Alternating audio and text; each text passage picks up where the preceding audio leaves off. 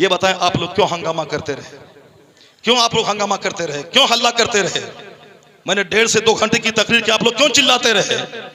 क्यों आपने स्टेज को बदनाम किया? ये हजारों लोग बैठे हुए सब देख रहे हैं कि आप लोग बातचीत कर रहे हैं, मोबाइल चला रहे हैं, आप लोग इंजन हैं, आपको देख के वो पैरवी करते हैं। बस असद भाई आ जाएं, खड़े हो जाएं, नात पढ़ दें, यही है। 2 घंटे जो मैंने शरीयत पेश किया, कुरान हदीस पढ़ा, उसका क्या हुआ? ये सारा मजमा सुनता रहा और आप लोग चिल्लाते रहे और बात करते रहे और कहते हैं कि आलिमों का एहतराम नहीं है। गरीब नवाज ने कहा है कि आखिर जमाने में आलिमों को बकरी के चरवाही की तरह मारा और हकाया जाएगा। ये जाहिल खेत छोड़ के नमाज पढ़ने आएगा और आप सड़क पे रुमाल झाड़ेंगे और बोलेंगे आलिमों का एहतराम नहीं है। नहीं बोले आलिमों का एहतराम, खुद आलिम बन के दिखा दें। ये कौम तो पांव चूमने को तैयार है। आपको सारी कौम देख रही है। मैं कुछ नहीं बोला आपको इस 2 घंटे के दरमियान में। बहुत चिल्लाया आपने, बहुत बोला आपने, आपने जलसे के तकद्दुस को पामाल किया है आपने। जब आप दीनी गुफ्तगू का एहतराम नहीं करेंगे, फिर आपका एहतराम कौन करेगा? आप भी नात पढ़ने वाले को आप तरजीह देंगे, ये हदीस कुरान से ज्यादा ये कीमती आदमी है, तो फिर हदीस और कुरान बोलने वाला कोई नहीं रह जाएगा। फिर वही झाल बजाने वाला सब रहेगा। सब लोगों बोलेंगे कि जब गाना ही नात ही सुनना है तो नात बगैर कव्वाली के, बगैर मजामिर के क्यों सुने? वो मजामिर लाएगा और आपको भगा देगा।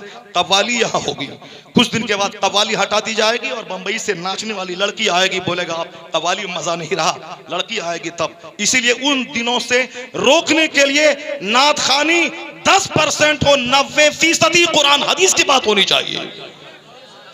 और तुमसे भी मैं कहता हूं कि सिर्फ नात सुन के अगर तुम भाग गया तो फिर तो ये काफिर तुम्हें मारेंगे, काटेंगे, नोचेंगे, तुम्हारी लाशों को गिराएंगे।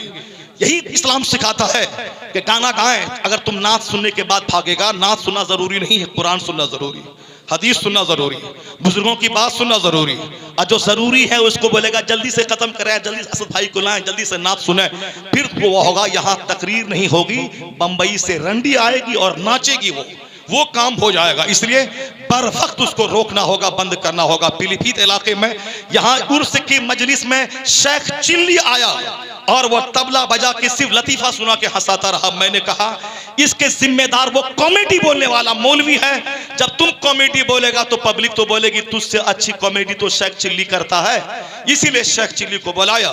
जब तुम कुरान हदीस बोलेगा तो शेख चिल्ली नहीं आएंगे, कव्वाल नहीं आएंगे, पब्लिक भी सुनेगी। जो जरूरी है उसको जरूरी समझिए, जो गलत है उसको गलत समझिए। अल्लाह ताला जलसों का एहतराम करने जिसके अलावा कोई इबादत के लायक नहीं, उसने इस इंसान को पैदा किया है। और इंसान की पैदाइश की तारीख भी बड़ी अजीब है।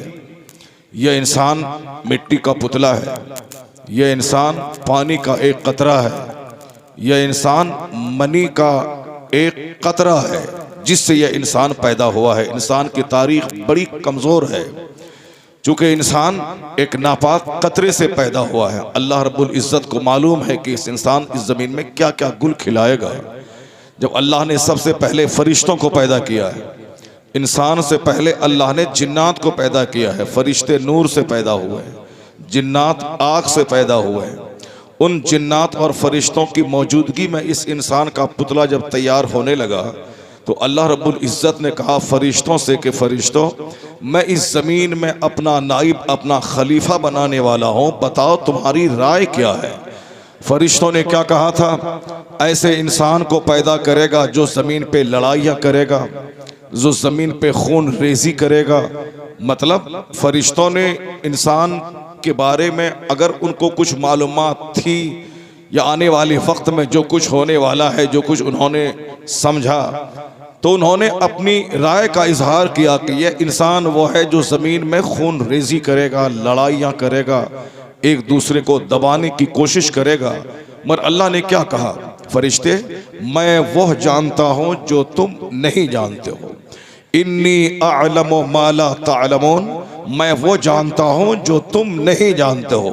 अल्लाह ने क्या कहा? सिर्फ खून रेजी को तुमने देखा, मैं उनको भी देखता हूँ जो रात रात भर सजदों से रातों को रोशन करेंगे, जो साल के 365 दिन में 360 दिन रोज़ा रखेंगे, जो पूरी रात 40-40 साल तक जागकर इशा की वज़ू से फज्र पढ़ेंगे। इन लोगों की मिसाल तुमने क्यों नहीं दी? खून रेजी होगी, इंसान की फितरत में लड़ाई है, इंसान की फितरत में झगड़ा है, इंसान की फितरत में खुसूमत है, इंसान की फितरत में एनमिटी है, इंसान की फितरत में जेलसी है, इंसान की फितरत में वेनिटी है, इंसान की फितरत में प्राइड है। ये सारी चीज़ें हैं। इंसान झगड़ालू है, झगड़ा करता है, लेकिन अल्लाह ने क्या कहा कि लोग झगड़ेंगे ज़रूर मगर हक हमेशा गालिब रहेगा। हक हमेशा गालिब रहेगा। उन झगड़ों के बीच में शरीफ हमेशा गालिब रहेंगे, मुत्तकी हमेशा गालिब रहेंगे, परहेजगार हमेशा गालिब रहेंगे और सच्चे हमेशा गालिब रहेंगे। ये और बात है कि झूठों की बड़ी तादाद होगी, मगर ये झूठे पानी के बुलबुले की तरह थोड़ी देर के लिए उभरेंगे ज़रूर, मगर जीत सच्चों के फेवर में जाएगी। और हीरा हीरा होता है, चाहे पत्थर को 200 मंजिला मकान में लगा दिए जाए वह पत्थर ही कहलाता है। और हीरा अगरचे कीचड़ में लिपटा हुआ हो मगर वह हीरा हीरा ही होता है। सोना अगर किसी नाली में पड़ा हुआ हो वह गोल्ड गोल्ड ही होता है। और अगर किसी ईंट को गुंबद में लगा दिया जाए वह ईंट ईंट होती है। लोग लड़ाई करेंगे मगर गलबा सच्चाई को होगा। लोग झगड़ेंगे लेकिन सच्चाई के फेवर में जीत जाएगी। फरिश्तों वो मैं जानता हूं जो तुम नहीं जानते। इंसान की पूरी तारीख बताती है कि शरीरों की भी एक बड़ी तादाद दुनिया में रही है, झगड़ालुओं की एक बड़ी तादाद दुनिया में रही है, मगर एक सच्चे लाखों झूठों पे हमेशा गालिब रहे हैं और हमेशा नेक झूठ बदकारों पे गालिब रहा है। जिसकी पहली तारीख जनाब आदम अलैहिस्सलाम जो सबसे पहले इंसान है, शैतान से जंग हुई। शैतान ने कहा था कि मैं उसे सजदा नहीं करूंगा, मुझे आग से बनाया गया है, ये मिट्टी से पैदा हुए हैं, मैं इसे सजदा नहीं करूंगा। शैतान ने कहा मैं सजदा नहीं करूंगा, मैं इससे सुपीरियर हूं, मैं इससे बड़ा हूं, मैं इसे सजदा नहीं करूंगा। शैतान ने कहा मैं इनकी औलाद को गुमराह करूंगा, मैं इसे जहन्नम पहुंचाऊंगा, मुझे मोहलत दे दी जाए, मैं इसको जहन्नम पहुंचाने की के लिए कोई कसर मैं नहीं छोड़ूंगा। शैतान को मोहलत अल्लाह ने दे दी कि ठीक है तुम्हें मैं मोहलत देता हूं, लेकिन अलबत्ता याद रखना कि मेरे मुखलिस बंदे हमेशा तुझ पर गालिब रहेंगे। मुखलिस बंदों पे तेरा दाव नहीं चलेगा। कमजोर किस्म के लोग तेरे बहकावे में आ जाएंगे, कमजोर लोग तेरी पैरवी करेंगे, लेकिन जो तेरी पैरवी करेंगे उन पैरोकारों को तेरे साथ में जहन्नम की आग में धकेल दूंगा। मैंने खतरनाक आग तैयार करके रखी है। यह दुनिया जिस दुनिया में मैं इंसान को बनाने वाला हूं, यह दुनिया की उम्र आरजी है और असल है वो दायमी आखिरत। जिस जन्नत में जनाबे आदम अलैहिस्सलाम जिस जन्नत में रखे गए और जिस जन्नत में फरिश्तों का मुअल्लिमुल मलकूत बनकर अज़ाज़ील शैतान भी था, लेकिन उस जन्नत से निकाल दिया गया एक सजदा के न करने की वजह से रांदे दरगाह कर दिया। वो जन्नत जहां का एक दिन 50,000 साल के बराबर है, वो आलम आखिरत है। ये दुनिया की तारीख वही है कि दुनिया की उम्र एक दिन या आधे दिन इस दुनिया की उम्र है। क्या मतलब दुनिया की उम्र है या तो 50,000 साल या 25,000 साल। ये इंसानी तारीख का दिन है। क़यामत का एक दिन, आलम आखिरत का एक दिन 50,000 साल के बराबर है। और वहाँ एक दिन नहीं, वहाँ तो दायमी दिन है, हमेशा हमेशा वो रहेगा। आखिरत हमेशा रहने वाली चीज़ है। यह दुनिया उसके मुकाबले में एक पानी का कतरा है, या एक दिन या आधा दिन। एक दिन से मुराद 50,000 साल और आधे दिन से मुराद 25,000 साल। तो इंसानी तारीख 25,000 साल की है। 25,000 साल अभी हुए नहीं है जनाब आदम अलैहिस्सलाम से लेकर अब तक, बमुश्किल तमाम 15,000 साल हुए हैं। और जो दुनिया के हालात बता रहे हैं, इसके हिसाब से कहा जा सकता है कि अब दुनिया की उम्र बहुत मुख्तसर बाकी रह गई है। आका अलैहिस्सलाम ने क़यामत की निशानियों के ताल्लुक से जो कुछ भी खबर दी थी, उसमें से लगभग 80% वो अलामतें हैं जो जाहिर हो चुकी हैं। हुजूर ने कहा था, जनाब जिब्राइल अमीन ने जब पूछा था कि आप मुझे क़यामत की निशानियों अलामतों के बारे में खबर बताएं कि क़यामत आने से पहले कौन कौन सी निशानियां दुनिया में जाहिर होंगी, जिसको देखने के बाद मैं यह जान लूं कि अब दुनिया का विनाश होने वाला है, अब यह दुनिया अपने अंजाम को पहुंचने वाली है। सरकार ने कहा था उन निशानियों में एक निशानी है कि अंतलदल अमतो रब्बतहा, यानी बांदियां अपने मालिक को जन्म देंगी। इस कदर कसरत से जिनाकारी होगी कि लौंडियां अपने मालिक को जन्म देंगी, यानी नौकरानियों के साथ कसरत से जिना होगा और वह हामिला होंगी और वह अपने मालिक के बच्चे को जन्म देंगी। नाजायज औलाद में, नाजायज बच्चों की तादाद में बेतहाशा इजाफा होगा। इस हदीस पाक का एक दूसरा मफहूम यह है, आका ने कहा कि नाफरमान औलाद ज्यादा पैदा होंगी, यानी वह माँ जो काबिल एहतराम है, जिस माँ के सामने आंख निकाल के बच्चों को नहीं बोलना था, बच्चे इतने नाफरमान हो जाएंगे कि माँ को अपनी नौकरानी समझेंगे और अगर दो पैसा देंगे भी तो उसको 2-4-10 बात कहेंगे और ऐसा जैसे उसके सामने ये माँ डरी और सहमी सी रहेगी। इन बच्चों के रहमो करम पे ये जिंदा रह रही है, जबकि माँ के पेट से पैदा होने वाला बच्चा, उसे माँ से आंखें नहीं मिलानी चाहिए। 9 महीने तक जिस माँ ने पेट में रखा वो इंतहाई काबिल एहतराम हस्ती होती है हमारे नजदीक, और जिसने 10 साल तक नर्स की तरह मेरी खिदमतें की, वो ऐसा नहीं कि मैं 2 लुक़मे खिला दूं तो इसमें मैं एहसान जताऊं। मुस्तफ़ा ने कहा आखिर जमाने में नाफरमान औलाद की तादाद में इजाफा होगा, यानी माएँ अपने मालिक को जन्म देंगी, अपने बेटे से डरेंगी, अपने बेटे से सहमी रहने लगे तो समझ जाना क़यामत करीब आ गई है। और ये निशानियां वाज़ेह तौर पर दुनिया में काफिरों के दरमियान, यहूद व नसारा की बस्ती में, खुद मुसलमानों की बस्ती में, ये कुफ्फार व मुशरिकीन की कोई हैसियत तो है ही नहीं। ये कुफ्फार व मुशरिकीन तो जानवरों से बदतर है। अभी दुनिया में खूब कमा ले खा ले, खरबों का घर बना ले, मगर अंजाम इसका आग है।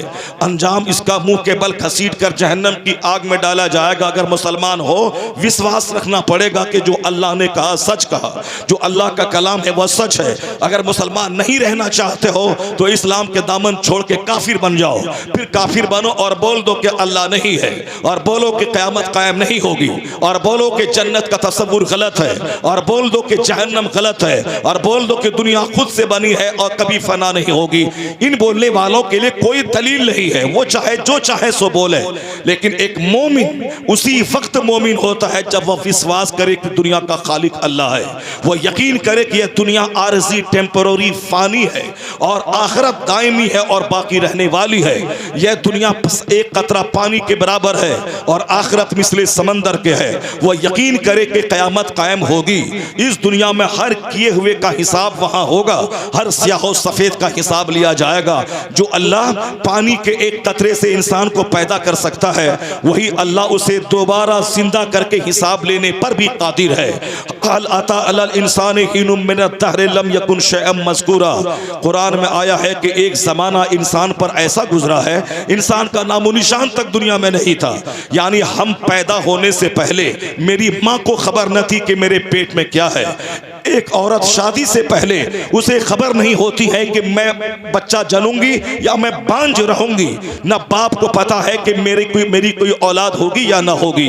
अल्लाह क्या कहता है, तेरे ऊपर एक ऐसा ज़माना गुजरा है, यानी तेरी माँ की शादी से पहले, तेरे बाप की शादी से पहले, या फिर शादी के बाद भी जब तेरी माँ हामिला हो गई, जब तू पेट में था, तो तेरी माँ को खबर नहीं है कि पेट में क्या है। तेरे बाप को खबर नहीं है कि तू क्या है। यानी एक जमाना ऐसा गुजरा, तेरा वजूद नहीं था। तेरी पैदाइश से पहले तेरे बाप को मालूम नहीं था कि बेटा है या बेटी।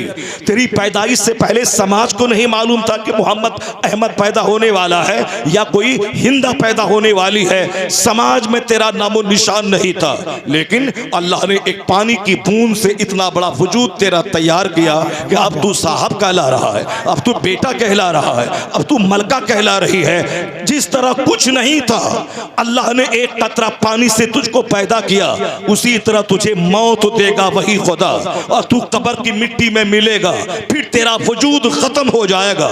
जिस तरह पहले था कोई जानता नहीं था, उसी तरह मरने के बाद तू जब जल जाएगा, शेर के पेट में गल जाएगा, या पानी में डूब जाएगा, या आग में जल जाएगा। चाहे जिस तरह से तेरी मौत आए, चाहे शेर के पेट में चले जाओ, चाहे मछली के पेट में जाओ, जाओ, चाहे समंदर में डूब जाओ, चाहे आग में जल जाओ, तो तेरा कोई वजूद नहीं रहेगा।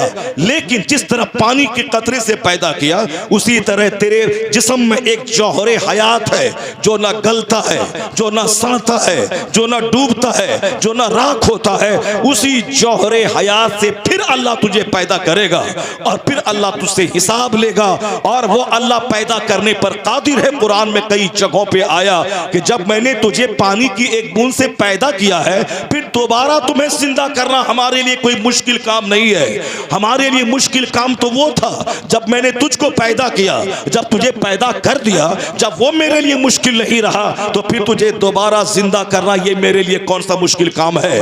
जब तेरा वजूद नहीं था मगर तू वजूद में तुझको लाया, और जब वजूद में लाया तो उसे मिटा के फिर दोबारा वजूद में लाना ये हमारे लिए कोई बईद बात नहीं है। मैं तुझे दोबारा पैदा करके तुझसे हिसाब लूंगा कि तुमने जवानी का क्या इस्तेमाल किया, तुमने दौलत का क्या इस्तेमाल किया, तुमने अपनी जिंदगी बहुमूल्य जिंदगी को किस काम में लगाया, ये तो तुमको हिसाब देना होगा। और ये बिल्कुल फैक्ट बात है। यहाँ ना मैं अपनी मर्जी से आता हूँ ना अपनी मर्जी से जाता हूँ, बल्कि अल्लाह की मर्जी चलती है, अल्लाह की मर्जी हमेशा गालिब रहती है।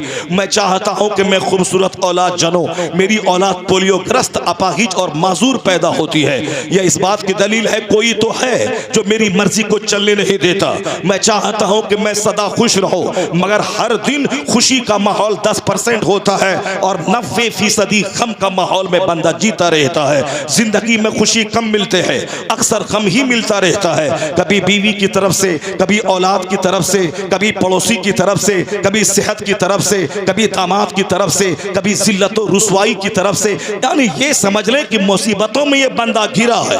और कभी भी चैन सुकून के साथ कि बच्चे अच्छे रहें, बीवी अच्छी रहे, माँ बाप अच्छे मिले, पड़ोसी मेरे अच्छे रहे, मेरे दोस्त अच्छे रहे, मेरी सेहत अच्छी रहे, मैं 95 साल की उम्र में भी 25 साल के जवान की तरह बिल्कुल चुस्त और दुरुस्त रहूं, ऐसा नहीं होगा। क्योंकि अल्लाह का सिस्टम ऐसा नहीं है कि तू 50 साल की उम्र में 25 साल की जवानी जैसी सेहत पाले। जैसे 40 साल के बाद तू आगे जाएगा, कभी आंख में दर्द होगा, कभी दांत टूटेगा, कभी घुटने में दर्द होगा, कभी टखने में दर्द होगा, कभी 2 रोटी पचा खाने के बाद उल्टी वॉमिटिंग होगी। यह इस बात की दलील है कि दुनिया में अब तेरे आराम के दिन खत्म हो गए। अब जब तू 40 से ऊपर गया तो अब तू 40 से पहले वाली सेहत और तंदुरुस्ती मत तलाश करना। तो सेहत की तरफ से हम 24 घंटे लाहक है। अभी मैं जिंदा हूं, 2 मिनट के बाद मेरी मौत का ऐलान होगा। यहाँ हमेशा मौत का खतरा, बीमारी का खतरा, औलाद की नाफरमानी का खतरा, मौसम की खराबी का खतरा, 24 घंटे यहाँ पॉसिबल इम्पॉसिबल होता रहता है और इम्पॉसिबल पॉसिबल होता रहता है। ये हालात बताते हैं कि दुनिया का कोई संचालक है, दुनिया का कोई चलाने वाला है, दुनिया का कोई खालिक और मालिक है। यह इस बात की दलील है कि दूसरे मज़ाहिब में जो लोग नास्तिक है, जहाँ खुदा का इनकार करते हैं या खुदा को मानते भी है तो चुचंदर बंदर सबको खुदा कहते हैं, तो उस तसव्वुर का कोई, उसमें कोई सच्चाई नहीं है। सच्चाई यही है कि कायनात का खालिक है और वह खालिक एक है, और वह खालिक न कोई पेड़ हो सकता है, न कोई दरख्त हो सकता है, न खुदा इस दुनिया का कोई बंदर हो सकता है, न छुछंदर हो सकता है, न गाय हो सकती है, न बैल हो सकता है, न सूरज हो सकता है, न चांद हो सकता है, न नदी नाला हो सकता है। चाहे बंदर 1000 उछले और कूदे, चाहे 1000 गिलहरी उछले कूदे, मगर वह जानवर है। तो जो एक खुदा में विश्वास न करता हो, 50,000 खुदाओं के सामने पेशानी टेकता हो, कभी चुचंदर के सामने, कभी बंदर के सामने, कभी सांप के सामने, कभी नदी के सामने, कभी चांद के सामने, कभी सूरज के सामने, जो जानवर के पाखाना को पाक समझता हो, उन नापाकों से तू डर रहा है। तू डरने के लिए पैदा हुआ है। गिलहरी को खुदा कहने वाला, बंदर को खुदा कहने वाला, चुचंदर को खुदा कहने वाला, ये तो चुचंदर से ज्यादा सलील है, ये तो बंदर से ज्यादा सलील है, ये तो जानवर से ज्यादा सलील है। आदमी वही है जो खुदाए वाहिद का परस्तार है। खुदाए वाहिद का परस्तार हमेशा गालिब रहा है, क़यामत तक गालिब रहेगा। नारे तकबीर, जरा बुलंद आवाज से नारे तकबीर, नारे रिसालत, अज़मत मुस्तफ़ा, शरीयत मुस्तफ़ा, दीन तू खुश हो जा कि अल्लाह ने तुझे छुछंदर के पुजारियों के घर में पैदा नहीं किया। तू अल्लाह का एहसान मान कि अल्लाह ने तुझे जानवर के पुजारियों में नहीं पैदा किया। अल्लाह ने तुझे यहूदी घर में नहीं पैदा किया। अल्लाह ने तुझे नसरानी घर में नहीं पैदा किया। अल्लाह ने तुझे जानवर के पाखाना को पाक समझने वाला नहीं पैदा किया। अल्लाह ने तुझे वो मजहब दिया है जिस मजहब में अल्लाह पाक, रसूल पाक, खुदा पाक, कुरान पाक, नमाज पढ़ने के लिए पाकी जरूरी है, गुस्ल करना हमारे मजहब में, वुजू करना हमारे मजहब में, पाक कपड़ा हो, पाक जगह हो, पाक बदन हो, सिर्फ पाक की प्योरिटी वाला मजहब इस्लाम, तकद्दुस वाला मजहब इस्लाम। नापाक और पाक में जब जंग होगी, चाहे नापाकी हजार उछले कूदे, वो नापाक ही रहेगा, और ये पाक चाहे तब क्यों ना जाए हमेशा गालिब ही रहेगा। इसलिए एक कौम मुस्लिम, तुम्हें इन हालात में इन नापाकों से डरने की कोई जरूरत नहीं है। जो सारी जिंदगी एक दिन भी पाक न रहा हो, जो एक छोटे से लोटा में पानी लेकर अपने जिस्म को मन लेता हो, जो कभी पाक न हो, तो ये नापाक तुझे क्या डरा पाएगा। ये नापाक को नाचने दे, इसे कूदने दे, इसे उछलने दे, इसे गाने दे। नाचने वाला कहीं गालिब आता है, कूदने वाला कहीं गालिब आता है, चुचंदर कहीं गालिब आता है। गालिब शरीफ आता है, गालिब सच्चा आता है। इसलिए तू सच्चा है, तू हमेशा गालिब रहेगा। तू पाक है, हमेशा गालिब रहेगा। नाचने वाला कभी गालिब नहीं रहा, नाचने वाला जलील होता है। सजदा करने वाला हमेशा गालिब रहा है, हमेशा गालिब रहेगा। वाह वाह वाह। अल्लाह का एहसान है कि अल्लाह ने मुझको यहूदी नहीं बनाया। अल्लाह का एहसान है कि अल्लाह ने हमें नसरानी नहीं बनाया। हम अमेरिका के खरबपति घर में पैदा हो गए होते, सोने का महल मेरा होता, मैं सोने की बुत को मैं सजदा करता। उससे खरबों गुना बेहतर है कि अल्लाह रब्बुल इज्जत ने हमें गरीब घर में पैदा किया है। अल्लाह रब्बुल इज्जत ने हमें कलमा पढ़ने वाले घर में पैदा किया है। अल्लाह का एहसान है। कभी चेहरे पे मायूसियत न रहे, कभी चेहरे पे शिकन न रहे। क्या तू चाहता है कि तू काफिर घर में पैदा हो, अरबों में खेले, और तू दुनिया में वक्ती तौर पर चंद दिन गुजार ले, फिर जाके खरमों साल जहन्नम की आग में जले। जब ये नहीं चाहता है तो गरीबी पे सब्र कर, अपनी गुर्बत पे सब्र कर, अपनी फकीरी पे सब्र कर, अपनी इस कस्म पुरसी पे सब्र कर। अल्लाह ने कहा है तू यहाँ सब्र कर, जन्नत की सारी बहारें मैं तुझ पे कुर्बान कर दूंगा। वाह वाह वाह वाह। दुनिया में तू सब्र कर, अंजाम अंततः कामयाबी तेरे लिए है, अंततः बुलंदी तेरे लिए है। पूरी तारीख बताती है। अल्लाह ने कुरान शरीफ में जगह ब जगह कहा है। तुम्हें अपनी पैदाइश पे गौर करना चाहिए। वो अल्लाह है जिसने तुझे एक कूदते हुए, जंप करते हुए पानी के कतरे से पैदा किया है। फलयंजुरिल इंसानु मिम्मा खुलिका मिन माइन दाफिक यखरुजु मिन बैनि सुल्बि वत तराइब इन्नहु अला रजइही लकादिर। ये इस्लाम का बेसिक फार्मूला है कि क़यामत पर यकीन लाना, आखिरत पर यकीन लाना।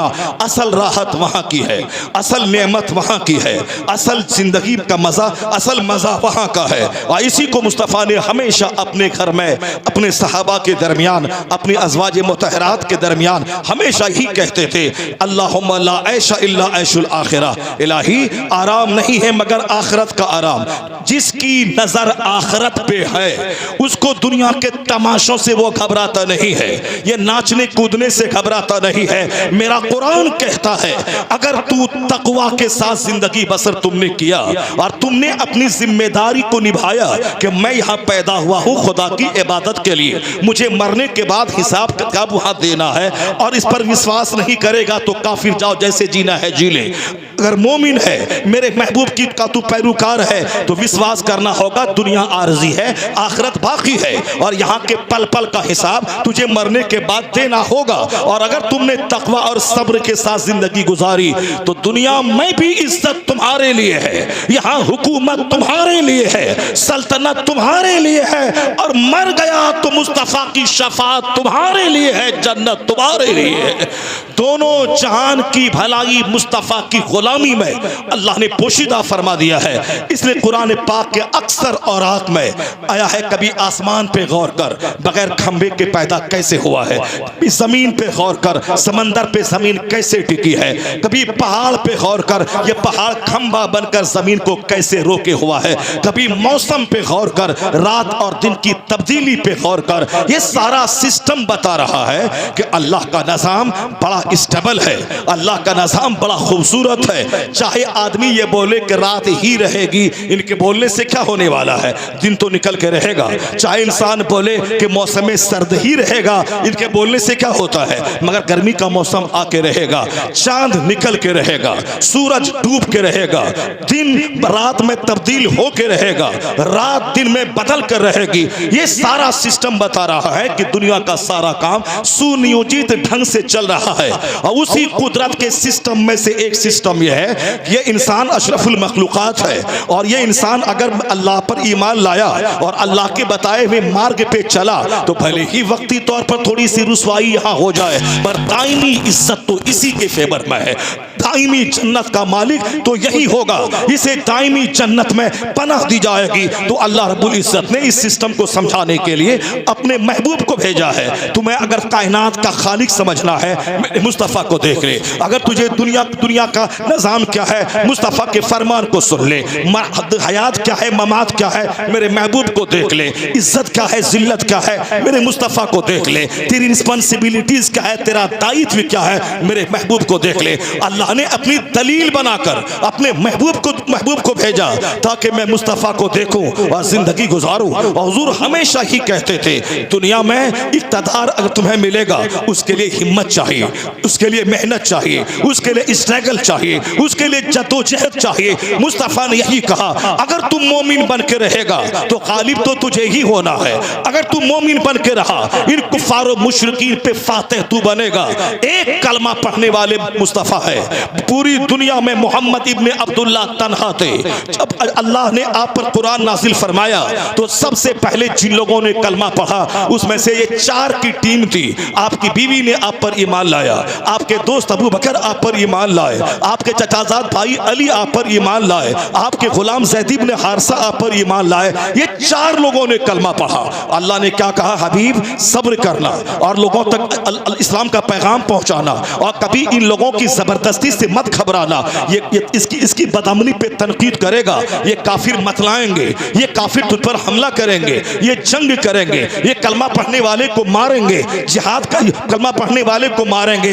ए मुस्तफ़ा तू सब्र करना, फिर जिहाद का कानून नाफिज होगा। इनकी तादाद को देख के मत घबराना, अपनी टीम अपने वफादारों को लेकर मैदान जंग में कूद जाना। फतह मेरी तरफ से नाजिल होगी, तेरी मदद को फरिश्ता नाजिल होगा। तो अल्लाह ने अपने महबूब को गाहे बगाहे वक्फे वक्फे से कुरान नाजिल करके सारी सच्चाई से बाखबर अल्लाह ने करवाया। तो हमने यही देखा कि इस्लाम गालिब होने के लिए कैसे आया है। सरकारे दो जहां सरकारे दो जहां अकेले है, लेकिन जब आपने नबूवत का ऐलान फरमाया 4 लोगों ने कलमा पढ़ा, फिर वहां से दुश्मनी शुरू हो गई।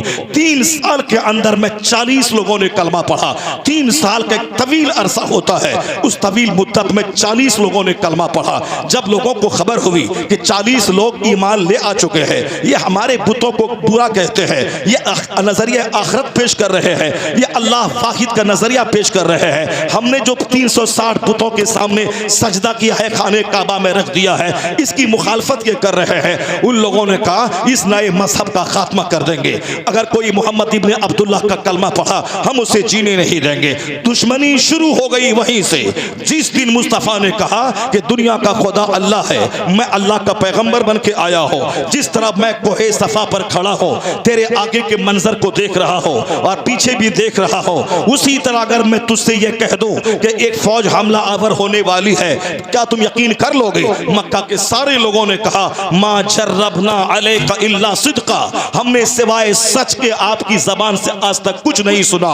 अगर आप कहेंगे कि एक फौज हमला आवर होने वाली है, हम सब यकीन कर लेंगे। तो हुजूर ने कहा जिस तरह मैं ऊंचाई पे खड़ा होकर तुझे भी देख रहा हूं और पीछे भी देख रहा हूं और तुम मेरी बात यकीन कर लेगा, तो अब को देख रहा हूं, मैं तुझे अल्लाह के अजाब से डराता हूं, मैं तुझे जहन्नम की आग से डराता हूं। इस दुनिया के बाद जो दूसरी दुनिया का आगाज होगा वहां की खतरनाक मुसीबत से डराता हूं। लोगों ने कहा कर ये क्या बातें ये कह रहे हैं कि आखिरत क्या चीज है, जहन्नम क्या चीज है, जन्नत क्या चीज है, ये अजाब से डरा रहे हैं। आपके चचा अबू लहब उन्होंने बदज़बानी शुरू कर दी, मक्का के लोग मुंतशिर हो गए, मगर सरकारे दो जहां तन्हा है और सारे लोग मुंतशिर हो गए। हुजूर ने तबलीग दीन नहीं छोड़ा। आका अलैहिस्सलाम पे हुक्म था कि आपको तबलीग करते रहना है, हालात चाहे जैसे भी नासाजगार हो, अल्लाह आपके साथ है, सच्चाई आपके साथ है, आपको तबलीग करते रहना है। कोई दूसरा शख्स होता अपनी इस रुसवाई को बर्दाश्त नहीं कर पाता। 40 साल की जिंदगी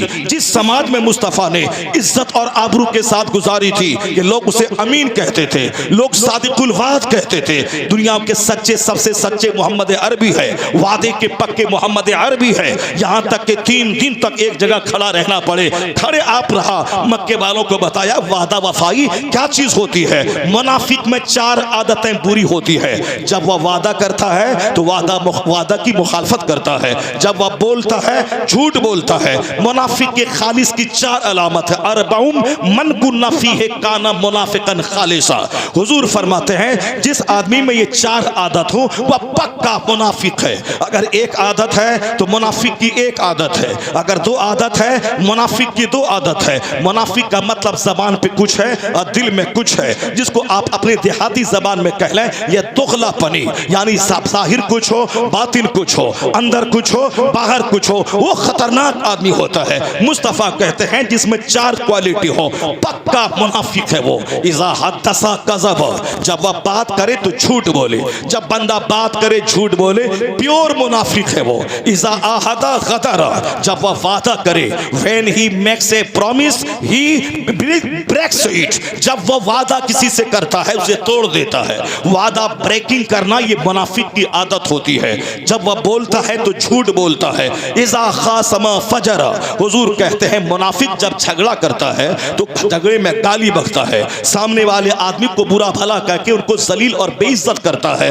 तो लड़ाई झगड़े में दलील दे दी जाए। अगर कोई मेरी बात को नहीं मान रहा है, ऐसा नहीं कि मैं उसको गाली दे दूं। और आजकल 90% लोग इसी घटिया क्वालिटी के हैं। लड़ाई होती अपनी जगह होती है, फौरन गाली देता है। बड़े बड़े आलिमों से गलती हुई फौरन लोग गाली देने लगते हैं। ये मुनाफिक की अलामत है। इज़ा खासमा फजरा, जब वह झगड़ा करे तो गाली दे। When he args he abuse, यानी जब वह आर्ग करे, डिस्कस करे, डिबेट करे, बहस करे, किसी से बात करे तो गाली बके, इंसल्ट करे, उसकी तौहीन करे। मुनाफिक की 4 क्वालिटी हुई, यानी जब वह बोले तो झूठ बोले, जब वादा करे तो वादा खिलाफी करे, जब उसको कोई अमानत सुपुर्द की जाए उसमें खयानत करे। चाहे मस्जिद का पैसा हो, जलसे का पैसा हो, जलसे का पैसा जो जिस काम के लिए दिया है उसी काम में खर्चा किया जाए, और उसके अलावा अगर पैसा बच गया हो उसको दूसरे काम में लगाना है। तो आदमी पूछ ले उन चंदा करने वालों से कि तुमने जलसा के लिए चंदा दिया था,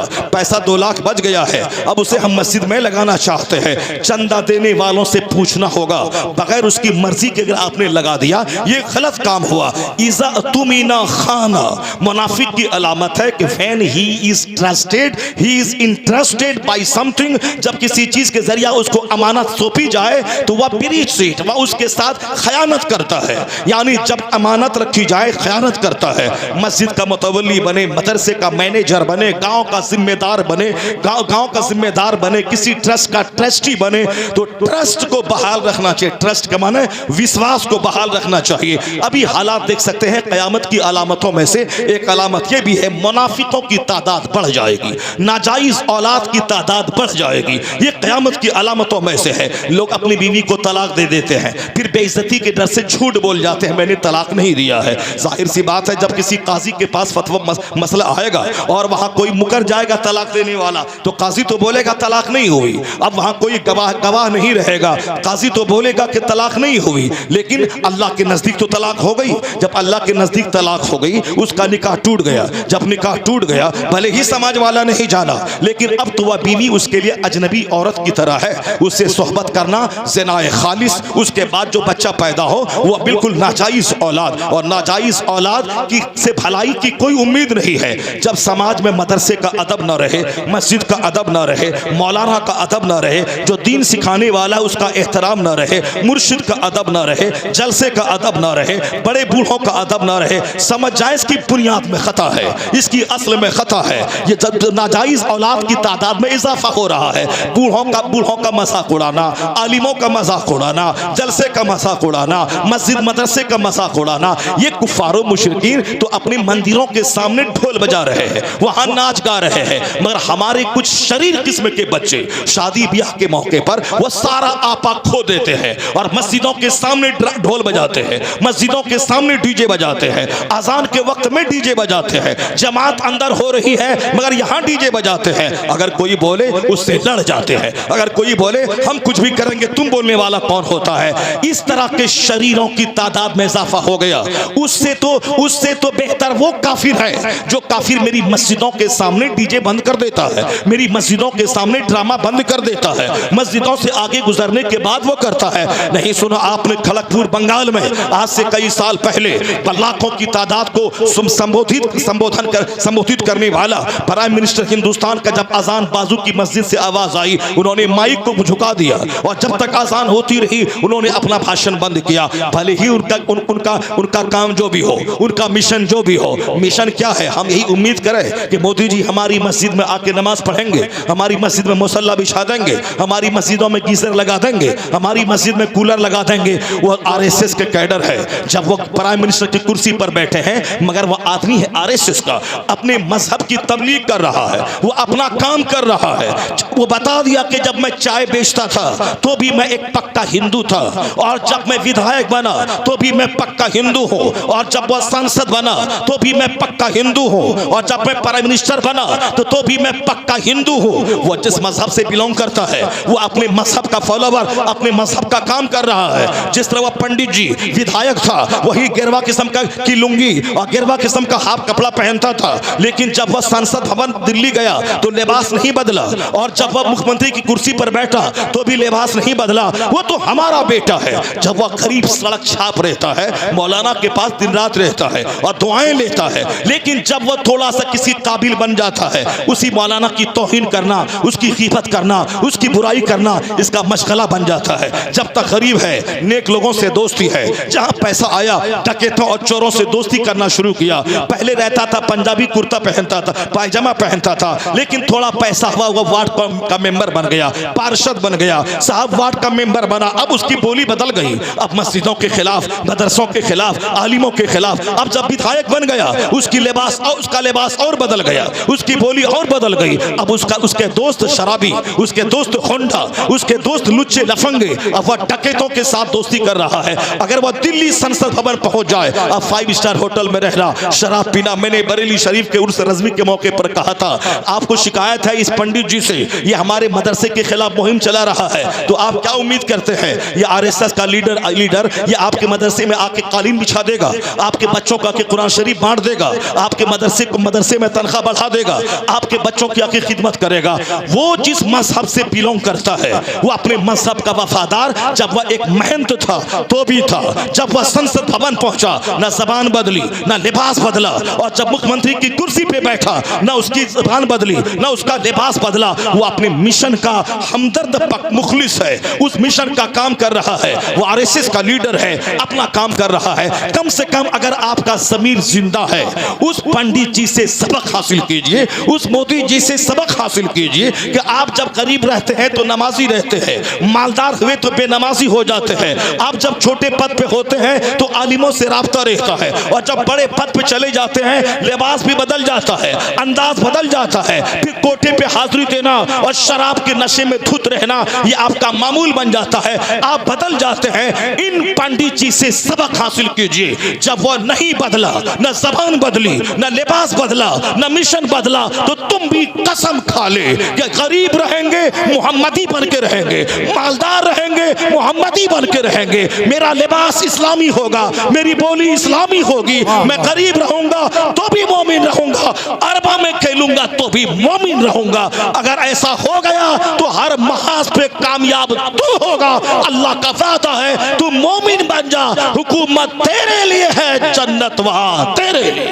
नारे तकबीर, नारे रिसालत, बराबरन कभी कभी जलसों में ऐसी गुफ्तगू होती है हालत हाजरा के पेश नज़र जो ईमान को मजबूत कर ले। दोनों हाथों को उठाकर इस्तकबाल करें। ऐसे जलसे जब हों, ऐसी गुफ्तगू होती है, तब जलसा बरूएकार होता है। नारे तकबीर, नारे रिसालत, इस्लाहे मुआशरा, मज़हब इस्लाम। मोमिन के लिए इज्जत है। वलिल्लाहिल इज्जत वलि रसूली वलिल मोमिनीन। अल्लाह सच्चा, अल्लाह की बात सच्ची। अल्लाह ने कहा इज्जत अल्लाह के लिए है, इज्जत रसूलुल्लाह के लिए है, और इज्जत जो अल्लाह रसूल को माने उस मोमिन के लिए है। तो अल्लाह ने कहा मोमिन के लिए इज्जत है, तो मोमिन बन के रहा जाए, न कि तो पैसा हमें काफिर बना दे, न कि हमें लड़की का चेहरा काफिर बना दे, न कि हमें कोई पोस्ट और मनसब काफिर बना दे। आपने देखा होगा आज लोगों ने क्या गुल खिलाया। वहां बहुत सारे शंकराचार्य थे, कोई शिकायत की बात नहीं, ठीक है, उसका मजहब है। वहां बहुत सारे साहब महंत थे, कोई शिकायत नहीं, वो था। लेकिन एक लंबी दाढ़ी वाला, एक लंबी टोपी वाला, एक गद्दार वहां मौजूद था। इस कुत्ते की क्या जरूरत थी वहां? इसको अपने ईमान का सौदा करने की क्या जरूरत थी? उनके महंत थे, अपने मजहब का काम कर रहा था। इन गद्दारों की वजह से इस्लाम बदनाम होता है। इन खसीसों रजीलों की वजह से 40 करोड़ मुसलमानों का सर शर्म से झुक जाता है। इसलिए ए मोमिन, अपने बच्चों को तो इंजीनियर बाद में बनाना, डॉक्टर बाद में बनाना, अरबपति बाद में बनाना, पहले उसकी गुट्ठी में ईमान पिला दे। गरीब रहे तो मोमिन बन के रहे, न कोई पद, न कोई मनसब, न कोई दौलत, न कोई नौकरी, न कोई लड़की, न कोई लड़का उसके ईमान को चुरा पाए। जब कोई लड़की हमारे लड़के को दावत दे जिना का, ये बोले इन्नी अखाफुल्लाह, मैं अल्लाह से डरता हूँ, और जब मेरी बेटी को कोई ऊंचे पद पर मनोनीत कोई शख्स उसे जिनाकारी की दावत दे, या बोले मैं जिंदगी भर कुंवारी रह जाऊंगी, ईमान का सौदा नहीं करूंगी, ये बात उस वक्त होगी जबकि घर में फिल्म की बातें ना हो, जबकि व्हाट्सएप पे 24 घंटे मेरे ना गुजरे, जब घर में कुरान पढ़ा जाए, जब घर में हदीस पढ़ा जाए, आलिमों का चर्चा हो, इतना ईमान स्ट्रांग होगा कि वह एक मोमिन डॉक्टर रहेगा, मोमिन सांसद रहेगा, मोमिन विधायक रहेगा, डीएम बाद में रहेगा, मुस्तफा का गुलाम पहले रहेगा। वाह वाह वाह वाह। ये क्वालिटी उस वक्त पैदा होगी जब आप उसकी घुट्टी में इस्लाम पिलाए होंगे, जब उनके सामने इस्लाम का चर्चा किए होंगे, जब उनके सामने सरकार दो जहां की हदीस, उनके इरशादात आप बताए होंगे। सिर्फ एक शिकवा है, एक शिकायत है कि हम मोमिन 200 करोड़ दुनिया की दुनिया में है, फिर ये बेइज्जती क्यों है, ये रुसवाई क्यों है, ये हालात ऐसे क्यों पैदा हो गए, हम जलील क्यों हो गए, कुरान करीम को हमने पढ़ना छोड़ा।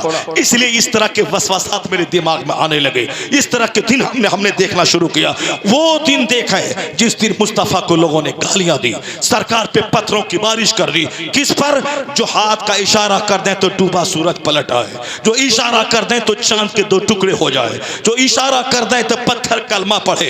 यानी साहिब इख्तियार मुस्तफा, साहिब मौजज़ात मुस्तफा, साहिब तसर्रुफात मुस्तफा, जिनको अल्लाह ने कहा था मोहम्मद अगर आप चाहे तो मैं अरब के पत्थरों को सोना बनाकर आपके पीछे मैं चला दूं, पहाड़ गोल्ड बनकर आपके पीछे पीछे चले। पर हुजूर ने कहा था नहीं, ए मेरे परवरदिगार, एक दिन का खाना दे ताकि मैं खाऊं, मैं तेरा शुक्र अदा करूं, और जब एक दिन मैं फाके से रहूं तो मैं सब्र करूं, सब्र करूं, सब्र करूं तो अज्र का मुस्तहिक बनो, और जब तू खिलाए तो मैं तेरा शुक्र अदा करूं। सब्र और शुक्र, यानी एक दिन खाना खाऊं मैं सब शुक्र अदा करूं, एक दिन जब मैं फाके से रहूं मैं सब्र करूं कि अल्लाह रब्बुल इज्जत मुझे आजमा रहा है। यही हर मोमिन की जिंदगी का बेसिक फार्मूला है।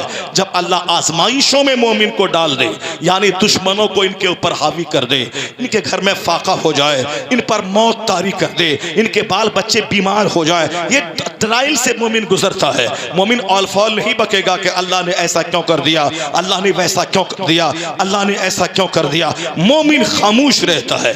इनकी खामोशी, इनका सब्र कुफ्फार के पहाड़ को रेजा रेजा कर देता है। इनकी इस्तिकामत, इनका सब्र काफिरों के हौसलों को पस्त कर देता है।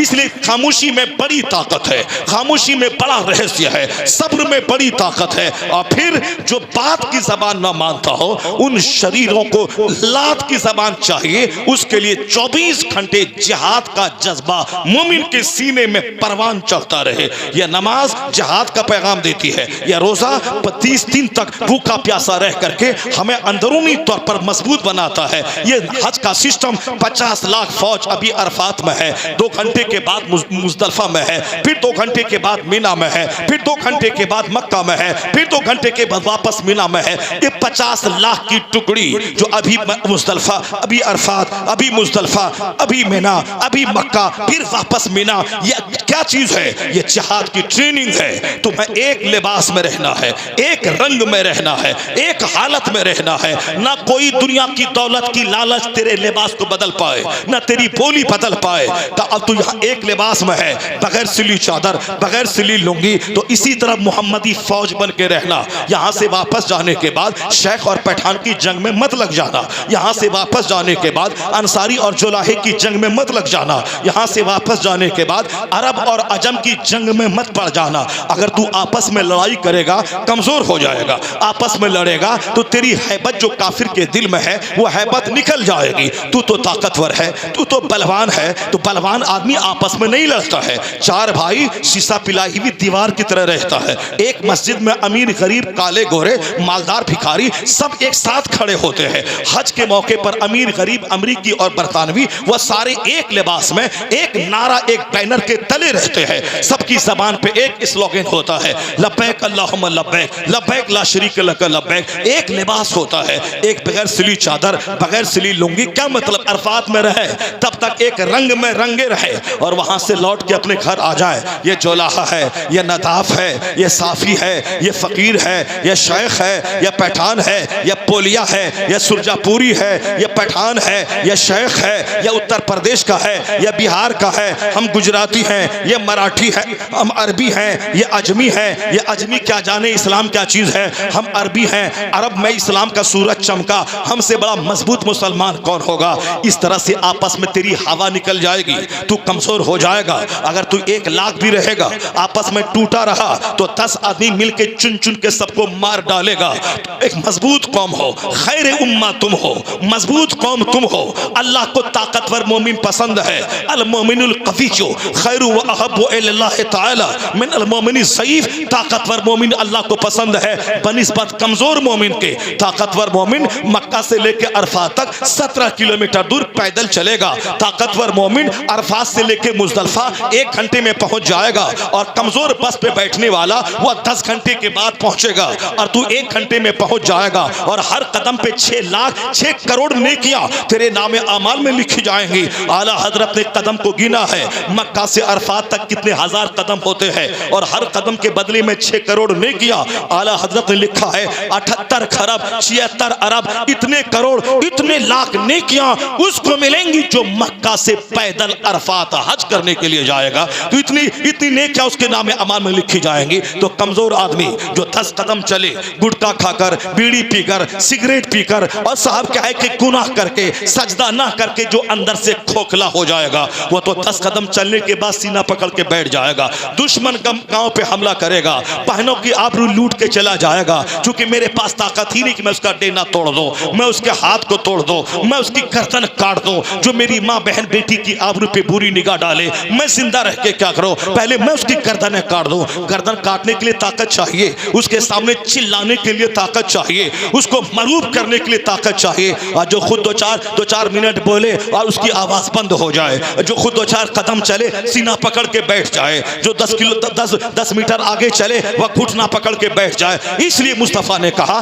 ताकतवर मोमिन अल्लाह को पसंद है। तू गरीब रहना ये चलेगा, मगर तू कमजोर मत रहना, तू बीमार मत रहना, तू ताकतवर रहना, तू गरीब रहना। गरीब रहना कोई ऐब की बात नहीं है।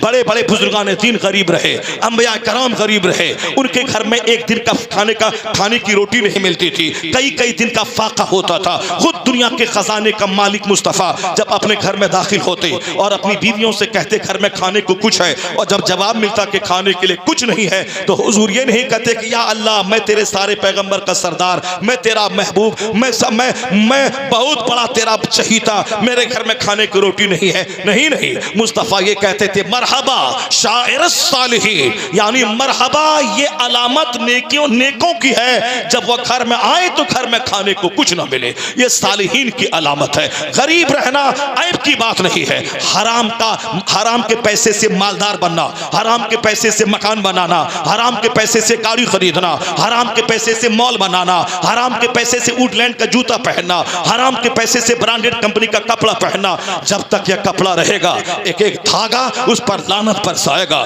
जब तक वो हराम का मकान रहेगा एक एक ईंट उस पर लानत बरसाती रहेगी। जब तक वो हराम के पैसे की गाड़ी रहेगी पहिए की हर चाल उस पर लानत बरसाती रहेगी। तो मोमिन किराए के घर में रहेगा यह ऐब की बात नहीं है, मोमिन पैदल चलेगा ऐब की बात नहीं है। क्योंकि बड़े बड़े बुजुर्गान दीन अंबिया और मुरसलीन भी पैदल चले, बकरियों को चराया, वो मामूली से घर में रहे, ये ऐब की बात नहीं है। अलबत्ता हराम खाना ये ऐब की बात है, हराम पहनना ये ऐब की बात है, हराम के पैसे से घर बनाना ये ऐब की बात है, नमाज़े पंजगाना छोड़ना ये ऐब की बात है, झूठ बोल के सिक्के कमाना ये ऐब की बात है। उससे तू अंदर से खोखला हो जाएगा, तेरी हैबत जो काफिर के दिल में है वो निकल जाएगी। ये काफिर तुम्हें निगलने का प्लान बनाएंगे, क्योंकि तेरी हैबत तो तेरी हैबत का राज सच्चाई है, तेरी हैबत का राज हलाल खोरी है, तेरी हैबत का राज सजदा है, तेरी हैबत का राज रोजा है, तेरी हैबत का राज हज है, तेरी हैबत का राज सदाकत पे मबनी तेरी जिंदगी है। और जब इन उसूल से हट के काफिरों की तरह तू नंगा हो जाएगा, पैसा चाहिए चाहे जैसा हो, चाहे हराम का हो हलाल का हो, नमाज छूटे रोजा छूटे मगर माल चाहिए, फिर ये चाहेगा कि काफिर पे मैं गालिब आ जाऊं, मेरी हैबत